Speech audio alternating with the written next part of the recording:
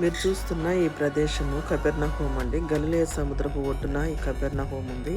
యేసుప్రభు వారి శిష్యులు జాలర్లు గనుక వారు గలిలయ సముద్రపు ఒడ్డున వాళ్ళు ఇల్లు కట్టుకున్నారు. ఈ నల్లగా కనిపిస్తున్న ఈ పునాదులు ఇవన్నీ కూడా సీమోను, పేతురు వాళ్ళ ఇల్లు అండి. అలా యేసుప్రభు వారు ఈ కోనసీమలో ఎక్కడ సంచరించినా కానీ రాత్రి అయ్యేసరికల్లా మరి ఈ గలిలయ సముద్రంలో ఉన్న కపెర్నహూమ్‌కి సీమోను, పేతురు ఇంటికి వచ్చి అక్కడ విశ్రాంతి తీసుకునేవాళ్ళట.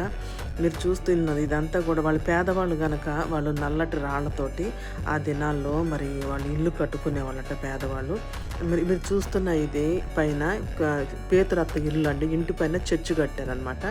అది ఒక సమాజ మందిరంగా చర్చిగా ఇప్పటికీ వచ్చి అక్కడ అందరూ కూడా కూడుకుంటూ ఉంటారు. పేతురు అత్త జ్వరంతో బాధపడుతున్నప్పుడు యేసుప్రభు వారు వచ్చి ముట్టి స్వస్థపరిచినట్లు మనం వాక్యంలో చూస్తాం కదండి.